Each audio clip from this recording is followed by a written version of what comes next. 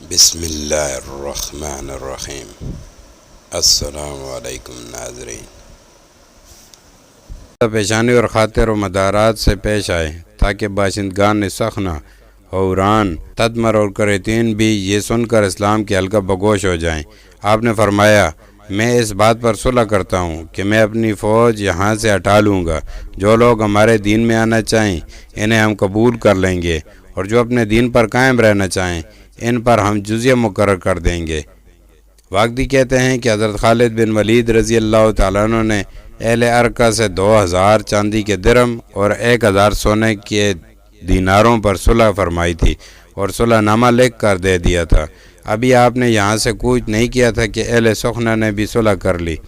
جس وقت اس کی تدمر والوں کو خبر ہوئی تو وہاں کے حاکم کر نامی نے تمام رعایا کو جمع کر کے یہ کہا کہ مجھے اس بات کی اطلاع پہنچی ہے کہ اہل عرب نے ارکا اور سخنہ کو صلح کے ذریعے مسخر کر لیا ہے۔ نیز میں نے اپنے ہی آدمیوں سے سنا ہے کہ اہل عرب نہایت صلح جو، عادل اور نیک طبیعت کے آدمی ہیں، فتنہ و فساد کے خواہاں نہیں۔ ہمارا قلعہ اگرچہ بہت زیادہ محفوظ ہے، کسی شخص کی مجال نہیں کہ اندر گھس سکے، مگر ہمیں خوف ہے کہ ہمارے باغات اور زراعت کو نہ نقصان پہنچ جائے، اس لیے بہتر یہ ہے کہ ہم بھی ان کے ساتھ صلح کر لیں۔ اگر ہماری قوم نے ان کو فتح کر لیا تو ہم صلح و فسخ کر دیں گے، اور اگر اہل عرب فتح یاب ہو گئے تو ہم ان کی طرف سے مامون رہیں گے۔ رعایا کے آدمی یہ سن کر بیعت خوش ہوئے اور انہوں نے اسی خوشی میں ایک ضیافت کا سامان کیا۔ حضرت خالد رضی اللہ تعالیٰ عنہ بھی اتنے میں یہاں پہنچ گئے۔ اہل تدمر ان کی خدمت اور مدارات میں کھڑے ہو گئے۔ آپ نے ان کا شکریہ ادا کیا اور 3 اوقیہ سونا اور چاندی پر صلح کر کے صلح نامہ پر دستخط کر دیے۔ مسالت اہل سخنہ اور تدمر مع حضرت خالد، ان کے بعد ان سے زیادہ راہ چارہ خرید کر اوران کی طرف کوچ کر دیا۔ حضرت واقدی فرماتے ہیں کہ عامر بن طفیل حضرت خالد بن ولید رضی اللہ تعالیٰ عنہ کا خط لے کر جناب حضرت ابو عبیدہ بن جراح رضی اللہ تعالیٰ عنہ کی خدمت میں پہنچے۔ آپ خط پڑھ کر ہنسے اور فرمایا الحمدللہ، اللہ جل جلالہ اور خلیفہ رسول اللہ صلی اللہ علیہ وسلم کے فرمان کو میں بصر و چشم قبول کرتا ہوں۔ پھر تمام مسلمانوں کو آپ نے اپنی معزولی اور حضرت خالد بن ولید رضی اللہ تعالیٰ عنہ کے مقرر ہونے کی اطلاع دی۔ انہی ایام میں آپ شرجیل بن حسنہ کاتب رسول اللہ صلی اللہ علیہ وآلہ وسلم کی سرکردگی میں 4000 سوار دے کر ان کو بصرہ کی طرف روانہ کر چکے تھے، جنہوں نے وہاں پہنچ کر خیمے بھی نصب کر لیے تھے۔ بصرہ کا حاکم اس وقت روماس نامی ایک شخص تھا، جو خود بادشاہ اور رومیوں کے نزدیک ایک نہایت بلند مرتبہ آدمی سمجھا جاتا تھا۔ یہ حاکم کتب سابقہ اور حالات مافیہ کا عالم اور نہایت ڈھیل ڈھول کا شخص تھا۔ شام کے دور دراز شہروں سے رومی اس کے جسہ کو دیکھنے اور حکمت و نصاح کی کلام سننے کی غرض سے اس کے پاس آیا کرتے تھے۔ بصرہ کی آبادی اس وقت 12000 آدمیوں پر مشتمل تھی اور خوب آباد تھا۔ اہل عرب حجاز اور یمن سے یہاں تجارت کے لیے آیا کرتے تھے۔ ایک خاص وقت اور موسم میں روماس کے لیے لوہے کی ایک کرسی بچھائی جایا کرتی تھی، جس پر یہ بیٹھ جاتا اور لوگ اس کے جسم کو دیکھتے اور اس کے علم سے مستفید ہوا کرتے۔ جس وقت حضرت شرجیل بن حسنہ نے بصرہ پر فوج کشی کی تو یہی موسم تھا اور لوگ کثرت سے اس کے پاس موجود تھے۔ دفعتاً حضرت شرجیل بن حسنہ رضی اللہ تعالیٰ عنہ کی فوج کی آمد سے بصرہ میں ایک شور و غوغا اٹھ کھڑا ہوا۔ یہ جلدی سے گھوڑے پر سوار ہوا، قوم کو زور سے آواز دی۔ سب نے متفق ہو کر اس کی آواز کا جواب دیا۔ اس نے کہا باتیں کرنا چھوڑو تاکہ میں مسلمانوں کی فوج دیکھ آؤں، ان کی باتیں سنو اور ان کا مطلب معلوم کرو۔ یہ کہہ کر حضرت شرجیل بن حسنہ رضی اللہ تعالیٰ عنہ کے لشکر کے پاس آ کر آواز دی، اے قوم عرب، میں بصرہ کا حاکم روماس ہوں اور تمہارے سردار سے ملنا چاہتا ہوں۔ جس وقت حضرت شرجیل بن حسنہ تشریف لائے تو ان سے کہا آپ کون لوگ ہیں؟ آپ نے فرمایا کہ ہم جناب محمد صلی اللہ علیہ وآلہ وسلم جو نبی امی توریت و انجیل کی پیشن گوئی کے موافق مبعوث ہوئے ہیں، ان کے صحابی ہیں۔ اس نے کہا کہ انہوں نے کیا کام کیا؟ آپ نے فرمایا باری تعالیٰ جل مجدہ نے ان کی روح قبض کر کے ان کے واسطے جو جگہ تفویض کر دی جو اللہ تبارک و تعالیٰ کے نزدیک بہترین جگہ تھی۔ اس نے کہا ان کی جگہ پر کون شخص مقرر ہوا؟ آپ نے فرمایا حضور صلی اللہ علیہ وسلم کے بعد عبداللہ عتیق بن ابی قحافہ حضرت ابو بکر رضی اللہ تعالیٰ عنہ جانشین مقرر ہوئے ہیں۔ روماس نے کہا مجھے اپنے دین کی قسم، میں خوب جانتا ہوں کہ تم حق پر ہو اور یقیناً تم شام اور تمام عراق پر قابض ہو جاؤ گے۔ ہم تم سے یہ مہربانی کا برتاؤ کرتے ہیں اور کہتے ہیں کہ تم کم آدمی ہو اور ہماری جمعیت بہت زیادہ ہے، بہتر ہے کہ تم اپنے ملک کی طرف لوٹ جاؤ، ہم تم سے کسی طرح کا تعارض نہیں کریں گے۔ عربی بھائی ابو بکر میرے دوست اور رفیق ہیں، اگر وہ موجود ہوتے تو مجھ سے کبھی نہ لڑتے۔ آپ نے فرمایا دین کے متعلق اگر خود ان کے بیٹے اور بھتیجے بھی ہوں تو وہ ان کے بھی کبھی رعایت نہیں کر سکتے تاوقت کہ وہ مسلمان نہ ہو جائیں، کیونکہ ان کو کسی طرح کا ذاتی اختیار نہیں، وہ خود مکلف ہیں، اور ہمیں باری تعالیٰ جل مجدہ نے تم سے جہاد کا حکم فرمایا ہے۔ 3 امور میں سے جب تک ایک بات فیصل نہ ہو جائے اس وقت تک ہم کبھی نہیں جا سکتے۔ اول یہ کہ اسلام میں داخل ہو جاؤ، ورنہ جزیہ دو۔ ان میں سے ایک بات بھی منظور نہ ہو تو پھر لڑائی کے لیے تیار ہو جاؤ۔ روماس نے جواب میں کہا مجھے اپنے دین اور ایمان کی قسم، اگر میرے قبضہ میں ہوتا تو میں تم سے کبھی نہ لڑتا، کیونکہ مجھے معلوم ہے کہ تم حق پر ہو، مگر یہ رومی قوم مجتمع ہے۔ میرا ارادہ ہے کہ میں ان کے پاس لوٹ کر انہیں سمجھاؤں اور ان کا اندیہ معلوم کروں۔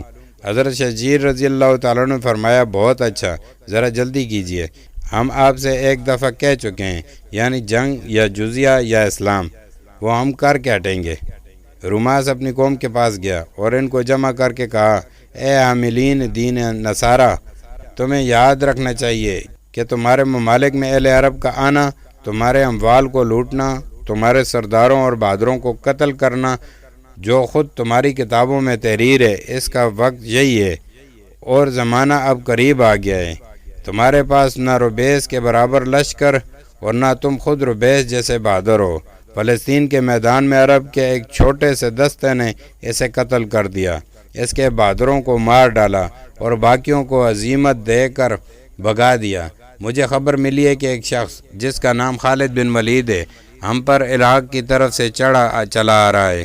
ارکا، سخنہ، تدمر اور حوران اس نے فتح کر لیے اور وہ بہت جلد یہاں پہنچ جاوے گا۔ میرے نزدیک یہی بہتر اور مناسب ہے کہ ہم اس عرب قوم کو جزیہ دے کر اپنے آپ کو ان کی حفاظت میں دے دیں اور اس طرح اس بلا کو اپنے سر سے ٹال دیں۔ جس وقت اس کی زبان سے اس قوم نے یہ الفاظ سنے، آگ بگولا ہو گئے، اس کے قتل کا ارادہ کر لیا، مگر اس نے یہ حالت دے کر فوراً کہنا شروع کیا کہ میں تو مذہب کے متعلق تمہاری اہمیت اور غیرت دیکھنا چاہتا تھا، ورنہ میں تمہارے ساتھ اور ان کے مقابلے میں سب سے پہلا جانے والا شخص ہوں گا۔ واقعی فرماتے ہیں کہ رومی یہ سن کر جنگ کے لیے آمادہ ہو گئے، اپنے لشکر کا شمار کیا۔ خداوند تعالیٰ آپ حضرات پر رحم فرمائیں۔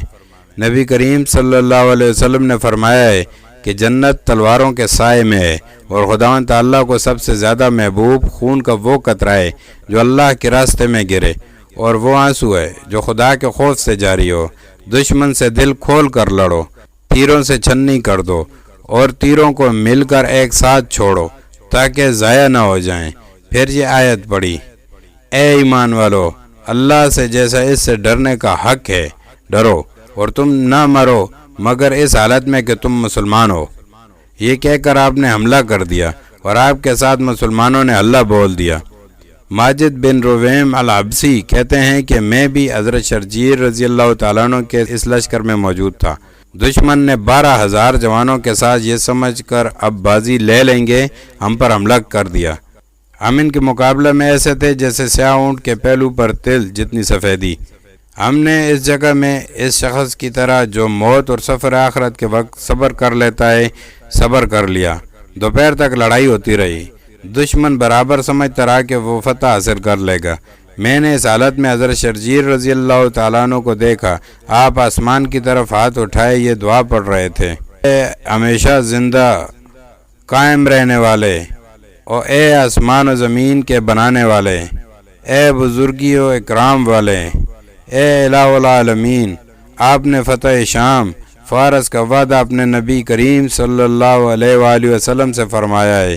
اے اللہ، آپ اس کی مدد جو آپ کی وحدانیت کا قائل ہے کافر کے اوپر کیجئے، اور اے خداوند قوم کافرین پر ہمیں نصرت بخشیے۔ خدا کی قسم حضرت شرجیل رضی اللہ تعالیٰ عنہ نے اپنی دعا کو ابھی ختم نہیں کیا تھا کہ مدد پہنچ گئی۔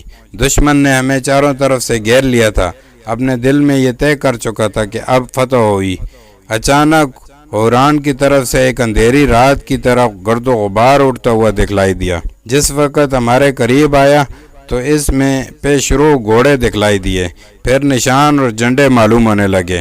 ہماری طرف دو سوار بڑھتے نظر آئے۔ ایک سوار زور سے آواز دے کر کہہ رہا تھا، شرجیل، اللہ تعالیٰ کی دین کی نصرت مبارک ہو۔ میں مشہور شہ سوار خالد بن ولید ہوں۔ دوسرے کی زبان پر جاری تھا، میں عبد الرحمن بن ابی بکر رضی اللہ تعالیٰ عنہ ہوں۔ پھر قوم لحم اور قبیلہ جذام پہنچ گئے، ان کے پیچھے تمام لشکر آ گیا۔ نشان جس کا نام رایت العقاب تھا، جس کو جناب رافع بن عمیرہ تائی لیے ہوئے تھے، دکھلائی دیا رضی اللہ تعالیٰ عنہ اجمعین۔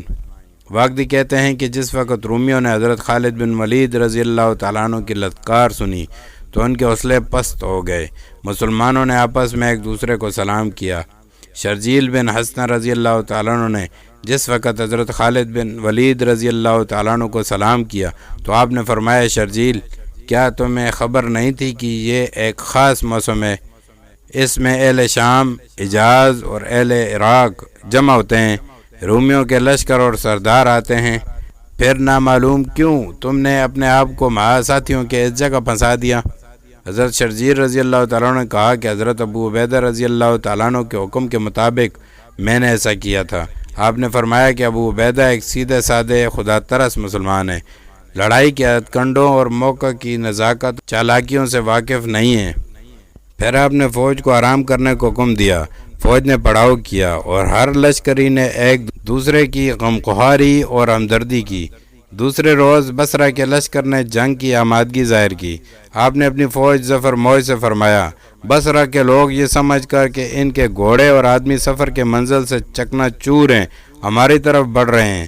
تم بھی خداوند تعالیٰ کی برکت و نصرت پر بھروسہ کر کے تیار ہو جاؤ۔ مسلمان مسلح ہو کر گھوڑوں پر سوار ہو گئے۔ آپ نے میمنہ پر رافع بن عمیرہ تائی کو اور میسرہ پر زرار بن الزور بالطارق کو، جو ایک کم سن اور بہادر شخص تھے اور جن کی ہوشیاری اور شجاعت کے کارنامے جگہ جگہ مشہور تھے، کھڑا کیا۔ پیدر پلٹن پر عبد الرحمن بن عمی کو سردار بنایا۔ لشکر زحف کے دو ٹکڑے کیے، ایک پر مصعب بن عتبہ کو حاکم کر کے تمام لشکر کے ایک طرف کھڑا کیا، دوسرے ٹکڑے پر مسعور بن غانم کو سردار بنا کر دوسری جانب مقرر کر دیا اور فرمایا، جس وقت میں حملہ کا حکم کر دوں تو تم فوراً گھوڑوں کو کدا کر حملہ کر دینا۔ وقتی فرماتے ہیں کہ آپ اور جناب حضرت عبد الرحمن بن ابی بکر رضی اللہ تعالیٰ عنہ لشکر کو تلقین و وصیتیں اور نصائح کرنے کے لیے باقی رہ گئے، چاہا کہ حملہ کریں۔ اچانک رومیوں کی فوج کی صفیں چیریں اور ان میں سے ایک قوی ہیکل خوش پوش سوار، جس کے بدن پر سونے چاندی اور حریر و یاقوت چمک رہے تھے، نکلا۔ دونوں لشکروں کے درمیان میں کھڑا ہو کر عربی زبان میں ایک بدوی کی طرح کہنے لگا، اے گروہ عرب، میں بصرہ کا سردار ہوں اور میرے مقابلے میں تمہارے سردار کے سوا کوئی نہ نکلے۔ حضرت خالد رضی اللہ تعالیٰ عنہ تشریف لے گئے۔ اس نے کہا کہ کیا آپ سردار ہیں؟ آپ نے فرمایا، ہاں، مسلمان میرے متعلق ایسا ہی سمجھتے ہیں، اور یہ میری سرداری اور امارت اسی وقت تک ہے جب تک میں اللہ تعالیٰ کی اطاعت پر قائم ہوں۔ اگر میں باری تعالیٰ کی آج نافرمانی کر جاؤں تو پھر ان پر میری امارت بالکل نہیں رہ سکتی۔ روماس نے کہا، میں شاہان روم میں ایک بادشاہ اور وکلاء روم میں ایک عقل مند شخص ہوں۔ حق کسی صاحب بصیرت اور اہل علم پر مخفی نہیں رہ سکتا۔ میں نے کتب سابقہ اور اخبار مافیہ میں پڑھا اور علم ملہم میں دیکھا ہے کہ اللہ تبارک و تعالیٰ ایک نبی قریش ہاشمی جن کا نام محمد صلی اللہ علیہ وآلہ وسلم ہوگا مبعوث کریں گے۔ آپ نے فرمایا کہ وہ ہمارے ہی نبی کریم صلی اللہ علیہ وآلہ وسلم ہیں۔ اس نے کہا کہ کیا شراب حرام کر دی گئی ہے؟ آپ نے فرمایا، ہاں، جو شخص شراب پیے گا ہم اس پر حد جاری کرتے ہیں، اور جو زنا کا مرتکب ہو اس کو درے مارتے ہیں، اور اگر زانی شادی شدہ ہو تو سنسار کر دیتے ہیں۔ اس نے دریافت کیا کہ کیا تمہارے اوپر 5 نمازیں فرض کی گئی ہیں؟ آپ نے کہا، ہاں، دن رات میں 5 نمازیں فرض ہیں۔ اس نے کہا کہ کیا تم حج کرتے ہو؟ آپ نے فرمایا ہاں۔ آپ پر جہاد فرض ہوا؟ آپ نے فرمایا اگر جہاد فرض نہ ہوتا تو تمہارے سے آ کر کیوں لڑتے؟ اس نے کہا میں اچھی طرح جانتا ہوں کہ آپ لوگ حق پر ہیں، میں آپ حضرات سے محبت رکھتا ہوں، میں نے اپنی قوم کو آپ سے ڈرایا تھا تاکہ آپ سے محفوظ رہیں، مگر اس نے انکار کر دیا، میں قوم سے بہت ڈرتا ہوں۔ آپ نے فرمایا اشہد ان لا الہ الا اللہ وحدہ لا شریک لہ واشہد ان محمدا عبدہ ورسولہ پڑھو، تاکہ اس کے پڑھنے کے ساتھ ساتھ ہم دونوں ایک دوسرے کے نفع و نقصان میں شریک ہو جائیں۔ اس نے جواب دیا کہ میں مسلمان ضرور ہو جاتا، مگر مجھے خوف ہے کہ میری قوم کے لوگ مجھے قتل اور میرے حرم کو قید نہ کر دیں، البتہ میں ان کے پاس جاتا ہوں اور ڈرا دھمکا کر ترغیب دیتا ہوں، شاید خداوند تعالیٰ انہیں راہ راست پر لے آئے۔ آپ نے فرمایا اگر تم مجھ سے بغیر قتال اور جنگ کے چلے گئے تو مجھے اندیشہ ہے کہ وہ تمہیں کسی قسم کا نقصان پہنچا دیں، اس سے بہتر یہ ہے کہ میں تم پر حملہ کرتا ہوں اور تم بھی میرے اوپر حملہ کر دو تاکہ تمہارے اوپر تہمت نہ لگ سکے اور اپنی قوم کے پاس چلے جاؤ۔ کہتے ہیں کہ پھر ایک نے دوسرے پر حملہ کیا اور لشکروں کو فن حرب کے خوب کرتب دکھلائے، حتیٰ کہ روماس نے آپ سے کہا کہ مجھ پر زور سے حملہ کیجیے تاکہ میں میدان سے بھاگ پڑوں۔ بادشاہ نے میری مدد اور کمک کے لیے ایک سردار دریان نامی بھیجا ہے، مجھے خوف ہے کہ کہیں وہ آپ کو کسی طرح نقصان نہ پہنچاوے۔ آپ نے فرمایا خداوند جل و علا اس پر مجھے غلبہ اور فتح عنایت کریں گے۔ پھر آپ نے روماس پر شدت سے حملہ کیا، روماس مقابلے سے بھاگا اور اپنی قوم میں جا چھپا۔ آپ نے تعاقب چھوڑ دیا۔ جس وقت روماس اپنی قوم کے پاس پہنچا تو لوگوں نے تمام حال دریافت کیا۔ اس نے کہا اے قوم، عرب بڑے چست و چالاک آدمی ہیں، تم ان کے مقابلے کی طاقت نہیں رکھتے، یہ یقینی امر ہے کہ وہ شام بلکہ تمام کلمہ روئے روم کے مالک ہو جائیں گے۔ تم خدا سے ڈرو، عربوں کی اطاعت قبول کر لو، اہل ارکا، تدمر اور عوران کی طرح ان کے امان میں آ جاؤ، میں تمہاری بھلائی اور بہبودی کا خواہاں ہوں۔ قوم نے جس وقت روماس کی زبان سے یہ الفاظ سنے اسے ڈانٹا، چاہا کہ قتل کر دیں، بلکہ اگر بادشاہ کو خوف دامن گیر نہ ہوتا تو وہ فوراً اسے موت کے گھاٹ اتار دیتے۔ کہنے لگے جا گھر میں بیٹھ جا، عربوں سے ہم خود نمٹ لیں گے۔ روماس کی چونکہ یہ عین خواہش تھی، وہ گھر چلا گیا اور دل میں کہنے لگا شاید اللہ تعالیٰ حضرت خالد بن ولید رضی اللہ تعالیٰ عنہ کو فتح دے دیں تو میں بھی آپ کے ساتھ اپنے اہل و عیال کو لے کر جہاں آپ تشریف لے جائیں گے چلا جاؤں گا۔ اہل بصرہ نے روماس کے چلے جانے کے بعد دریان کو اپنا حاکم مقرر کیا اور کہا جس وقت ہم مسلمانوں کی لڑائی سے فارغ ہو جائیں گے تو تمہارے ساتھ بادشاہ کی خدمت میں چل کر روماس کی معزولی اور تمہاری تقرری کے متعلق عرض کریں گے، کیونکہ تم روماس کی نسبت زیادہ بہادر اور عقلمند ہو۔ دریان نے کہا کہ تمہارا اس سے مقصد اور ارادہ کیا ہے؟ انہوں نے کہا ہم چاہتے ہیں کہ تم مسلمانوں کے لشکر پر حملہ اور ان کے سردار سے مقابلہ کرو، اگر تم نے ان کے امیر کو مار لیا تو باقی تمام لشکر بھاگ جائے گا۔